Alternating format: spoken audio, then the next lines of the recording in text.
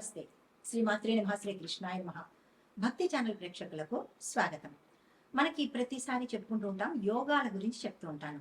అయితే ఈ యోగాలు అంటే ఏమిటి, అసలు యోగం అంటే ఏంటి అంటే కనుక, యోగము అంటే కలిసి రావడము, అదృష్టము. అంటే మనకి అనుకున్నది అనుకున్నట్టు ఈ సమయంలో జరిగేందుకు కొన్ని కొన్ని గ్రహాలు మనకి అనుకూలమైన స్థానానికి వెళ్తూ ఉంటాయి. ఆ వెళ్ళే పరిక్రమల్లో ఇన్నాళ్ళు మనం బాధపడుతుంటాం. మేషాది ద్వాదశ రాశుల వారందరూ కూడా కొన్ని కొన్ని సందర్భాల్లో విపరీతమైన బాధలు, కష్టాలు, నష్టాలు ఇలాంటివి అనుభవిస్తుంటారు. అయితే ఈ యోగాలు వచ్చే సమయానికి మనకి ఆ కష్టాల నుంచి కాస్త మంచి జరిగే అవకాశం కనబడుతుంటుంది. అయితే ఇవి ఏ ఏ గ్రహాలు కలిస్తే మనకి మంచి జరుగుతుంది అంటే, కొన్ని కొన్ని మంచి శుభగ్రహాలు కనుక కలిస్తే మనకి విశేషమైన అన్ఎక్స్పెక్టెడ్ గా మంచి జరిగే అవకాశం కనబడుతుంది. ఇన్నాళ్ళు మనం బాధలో ఉన్నా, లేదంటే నిరాశ, నైరాశ్యము, నిస్పృహలో ఉన్నప్పుడు ఈ యోగాల యొక్క అంటే ఈ యొక్క గ్రహాల కలయికతో మనకి మంచి జరిగే అవకాశాలు ఎక్కువ శాతం ఉంటాయి. అందుకే మనం ప్రతిసారి దేనికైనా అంటుంటారు పెద్దలు, యోగం ఉండాలి, యోగం ఉండాలి అంటే. యోగము అంటే మనకి కలిసి రావడము, అదృష్టము అన్నమాట. అయితే ఇప్పుడు మనకి ఆగస్టు 5వ తారీఖు నుంచి, అంటే మనకి జూలై నెలలో 16వ తారీఖు నుంచి మళ్ళా మనకి 17వ తారీఖు వరకు, అంటే ఆగస్టు 17వ తారీఖు వరకు గురు ఆదిత్య యోగం కలుస్తోంది. దాని తర్వాత గురు తర్వాత మనకి బుధుడు ఆదిత్యుడితో, అనగా రవిగ్రహము బుధగ్రహము రెండు కలిసి మరింత విశేషమైనటువంటి మంచి ఫలితాలను ఇవ్వబోతున్నాడు. అంటే ఈ సంవత్సరం 2026 ఓవరాల్ గా చూసుకున్నట్టయితే చాలా అద్భుతంగానే మనకి మంచి మంచి యోగాలు వరుసగా వస్తున్నట్టుగా గోచరిస్తోంది పంచాంగం ప్రకారము. కానీ కొంతమంది ఏమంటారంటే, నాకు కలిసి రాలేదు, నువ్వు చెప్పిందంతా వృధా అని పండితులను విమర్శించడం చాలా అలవాటైపోయింది. ఇది మీ ఒక్కరి పేరు చెప్పో, లేదా ఫలానా వారి పేరు చెప్పో మీకు అద్భుతంగా ఉంటుంది అని చెప్పడం కాదు. పంచాంగం ప్రకారము చెప్పే మాటలు తప్ప ఎవరి సృష్టి కాదు, ఎవరి సొంత పైత్యము కాదు. ఈ విషయం ప్రేక్షకులు కొద్దిగా గమనించుకొని మంచి భావనతో వినే ప్రయత్నం చేయండి. జ్యోతిష పండితులను తోలునాడడం కానీ, అసభ్యమైనటువంటి మెసేజ్లు పెట్టడం కానీ, కామెంట్స్ పెట్టడం కానీ ఇలాంటివి మానుకుంటే ఈ యోగాలు మనకి ఇంకా ఎక్కువగా కలిసి వచ్చే అవకాశం ఉంటుంది. ఇష్టమైతే వినండి, లేదు అంటే కనుక ఆపేసుకుంటే మంచిది. కానీ శాస్త్రాన్ని దుయ్యబట్టడం చేసినట్టయితే కనుక కొద్దిగా ఇబ్బందులు పడే, ఎంత యోగాలు కలిసినప్పటికీ కూడా మనము ఇబ్బంది పాలయ్యే అవకాశం ఉంటుంది. కాబట్టి భక్తి ప్రేక్షకులు భక్తి మార్గంతోనే ఈ జ్యోతిష్యులు చెప్పినది ఏదైనా వినే ప్రయత్నం చేయండి. ఆచరించడం మీ ఇష్టము. అయితే మనకి ఆగస్టు 5వ తారీఖు నుంచి మళ్ళా ఆగస్టు 17వ తారీఖు వరకు బుధాదిత్య యోగం అనేది కలిసి వస్తుంది అనమాట. అంటే ఇందులో బుధుడు, రవి ఈ ఇద్దరు కూడా మనకి ఒకే రాశిలో సంచారం చేస్తూ మిగిలిన రాశులకు అందరికీ కూడా వారి వారి యొక్క జన్మ కుండలిలో ఏ స్థానంలో అయితే వీళ్ళు కలుస్తున్నారో ఆ స్థానము అద్భుతంగా ఉండేందుకు జరుగుతుందన్నమాట. అది ఇక్కడ మనం ఏం చేస్తామంటే, ఈ యొక్క బుధాదిత్య యోగంలో 12 రాశుల వాళ్ళకి ఏ ఏ రంగంలో ఎలా ఉండబోతోంది అని నేను ప్రతిసారి చెప్పినప్పుడు, ఉద్యోగము, వ్యాపారము, రాజకీయము, వ్యవసాయము, వాతావరణము, ఇలా ప్రతి ఒక్కళ్ళకి కూడా నేను టచ్ చేస్తూ ఎవరెవరికి ఎలా ఉండబోతోందో అనేది సవివరంగా నేను మీకు తెలియజేసుకుంటున్నాను. అదే పరిక్రమంలో ఈసారి బుధాదిత్య యోగంలో 12 రాశుల వాళ్ళకి, అందులోనూ విద్యార్థుల దగ్గర నుంచి ప్రతి ఒక్కళ్లకు, స్త్రీలకు అందరికీ కూడా నేను ఒక్కొక్కటి వివరంగా చెప్తాను. చాలా మందికి పురుషులకైనా జాతకము అని అనుకుంటారు. తప్పు. అంటే మనము జెండర్ లేకుండా చెప్తారు. ఇప్పుడు మనకి పంచాంగంలో కూడా స్త్రీలు, పురుషులు అనేది ప్రస్తావన ఉన్నప్పటికీ సామాన్యంగా ఆ రాశిలో ఉండే ప్రతి ఒక్కళ్ళకి అన్ని అన్వయించబడతాయి అనేది చెప్పదగినటువంటి విషయం అనమాట.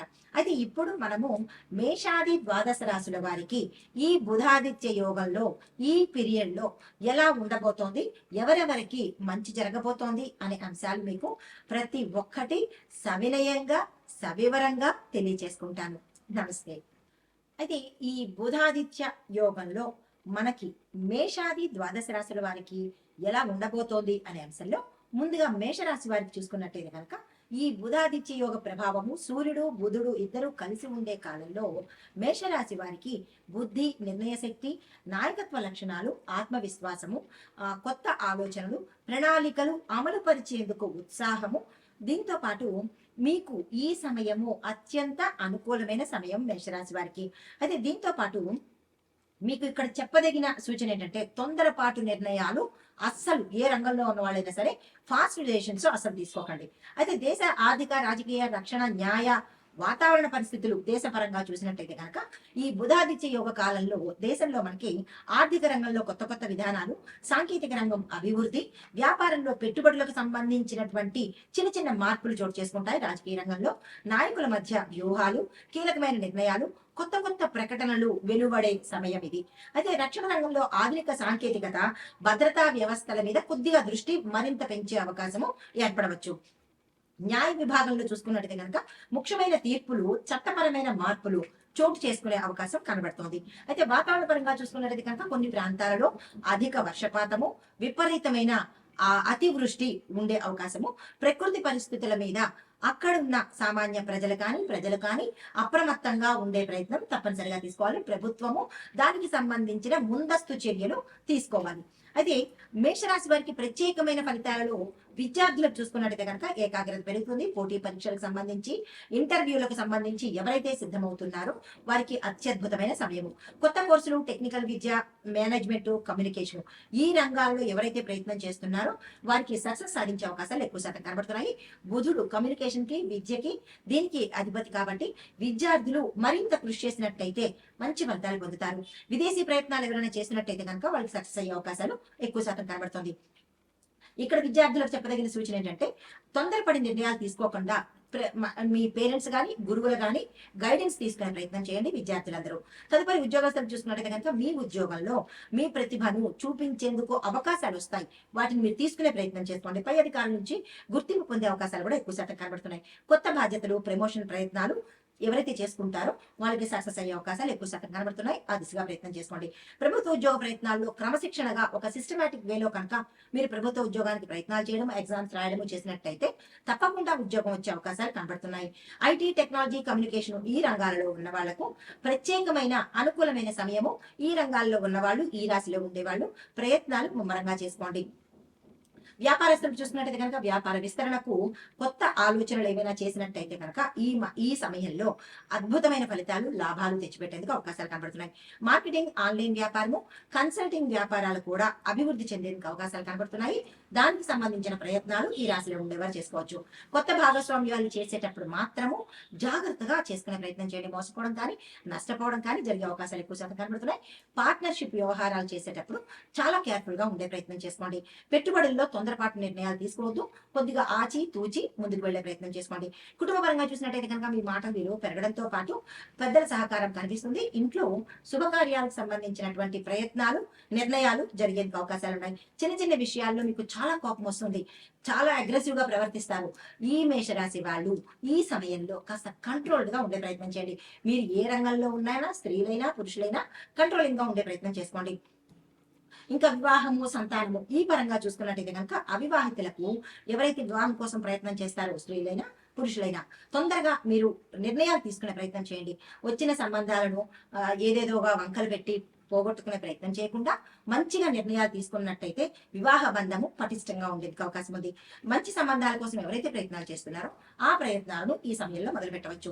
వివాహం అయిన వారికి భార్యాభర్తల మధ్య అవగాహన లోపం అనేది గతంలో ఉంటే అది సర్దుబాటు అయ్యి మంచి అవగాహన ధోరణి ఏర్పడుతుంది. సంతాన విషయంలో శుభవార్తలు వినేందుకు అవకాశం కనబడుతుంది. వ్యవసాయదారులకు చూసుకున్నట్టయితే కనుక మీరు కొత్త కొత్త పద్ధతులు, యంత్ర సామాగ్రిలను ఉపయోగించి మీరు వ్యవసాయం చేసినట్టయితే కనుక స్థానికంగా మీకు అనుకూలమైన పంటలు వేసినట్టయితే విశేషమైన మార్కెట్ రావడంతో పాటు మీరు అనుకున్న స్థాయిలో ధరలు వచ్చేందుకు అవకాశం కనబడుతోంది. పంటల విషయంలో మార్కెట్కి తరలించేటప్పుడు అక్కడ మార్కెట్ డేటాని చూసుకుని అప్పుడు మీరు ముందు పంపించినట్టయితే మీకు మంచి గిట్టుబాటు అయ్యే అవకాశం కనబడుతోంది. భూమి, వ్యవసాయ పెట్టుబడులప్పుడు కొద్దిగా నిదానంగా ఆలోచించి ముందుకు వేసే ప్రయత్నం చేయండి. నష్టపోవడానికి అవకాశాలు ఎక్కువ శాతం కనబడుతున్నాయి. రైతులు జాగ్రత్తలు తీసుకోండి. అయితే ప్రభుత్వ, ప్రైవేట్, ఐటీ రంగం ఈ రంగాలను చూసినట్టయితే కనుక ముందుగా ప్రభుత్వ రంగం వాళ్ళకి ప్రభుత్వ దరఖాస్తులు, పరీక్షలు, అధికారిక పనుల్లో మీకు ముందు డెవలప్మెంట్ అనేది కనబడుతోంది. ప్రైవేట్ రంగం చూసినట్టయితే కనుక కొత్త కొత్త అవకాశాలు రావడంతో పాటు మీకు అధికమైన బాధ్యతలు కూడా మీ మీద వేసే అవకాశం కనబడుతోంది. దాన్ని తీసుకునే ప్రయత్నం చేయండి. ముందు ముందు మీకు మంచి ఫలితాలు కనబడతాయి. నో అని రిజెక్ట్ చేయకండి. ఐటీ రంగం చూసినట్టయితే కనుక సాఫ్ట్వేర్, డేటా, ఏఐ, కమ్యూనికేషన్ ఈ రంగాల్లో ఉన్న వారికి కొత్త కొత్త అవకాశాలు వస్తాయి. వాటిని తీసుకునే ప్రయత్నం చేసుకోండి. ఇంకా మీకు కలిసి వచ్చే రంగులు ఆకుపచ్చ, లేత ఎరుపు రంగు, బంగారు రంగు. ఈ రంగు వస్త్రాలను ధరించి మీరు ఏ పని మీదైనా ముందుకు వెళ్ళినట్టయితే కనుక సక్సెస్ సాధించే అవకాశాలు కనబడుతున్నాయి. కలిసి వచ్చే రంగులు కట్ చేసుకోండి. కలిసి వచ్చే నెంబర్స్ 5, 1, 9. అయితే మీకు కలిసి వచ్చే వారాలు ఆదివారము, బుధవారము, మంగళవారము. మీకు చెప్పదగినటువంటి పరిహారాలు ప్రతి బుధవారము గణపతి ఆరాధన తప్పనిసరిగా చేసుకోండి. లేదా ఓం గం గణపతి నమః అనుకున్నా సరిపోతుంది. ఆదివారం రోజు సూర్య నమస్కారాలు చేసుకుని సూర్యుడికి అర్ఘ్యం ఇచ్చుకున్నట్టయితే మరింత సూర్యుడి అనుగ్రహం పొందిన వాళ్ళు అవుతారు. పచ్చి పెసలు దానం చేసినట్టయితే బుధగ్రహ శాంతికి మీ గ్రహ దోష ఇది గోచారరీత్యా చెప్తున్నాం కాబట్టి మీ వ్యక్తిగతం కాదు కాబట్టి, అంటే మీ పేర్లు చెప్పటం లేదు కాబట్టి ఇది గోచారరీత్యా చెప్పదగినటువంటి పరిహారము. పచ్చని పెసలు బుధగ్రహానికి సంబంధించి మీ మేషరాశి వారు దానంగా ఇచ్చుకున్నట్టయితే బుధ ప్రీతి జరిగి అనుకూలంగా ఉంటుంది. విద్యార్థులకు పుస్తకాలు, పెన్నులు లేదా ఫీజులు ఇలా మీ యథాశక్తి దానంగా ఇచ్చుకోవచ్చు. అయితే దీంతో పాటు మీరు చదవలసిన మంత్రాలు ప్రతి బుధవారము ఓం గుం బుధాయ నమః అనే మంత్రాన్ని 108 సార్లు మనసులో మననం చేసుకున్న మంచి ఫలితాలు పొందుతారు. దీంతో పాటు సూర్యుడిని కూడా, బుధుడిని, సూర్యుడిని ఈ ఇద్దరిని కలిపి మీరు చదువుకోవాలి. ఓ సూర్యుడికి సంబంధించి ఓం గృణి సూర్యాయ నమః చాలా చిన్ని మంత్రాలు కదా, పెద్దగా సమయం పట్టదు. 108 సార్లు చదువుకున్నట్టయితే ఇటు బుధుడిది ఇటు ఆదిత్యుడి యొక్క అనుగ్రహం పొందుతారు. ఇది మేషరాశి వారికి చెప్పదగినటువంటి గోచార ఫలితాలు, పరిహారాలు, సూచనలు. నమస్తే.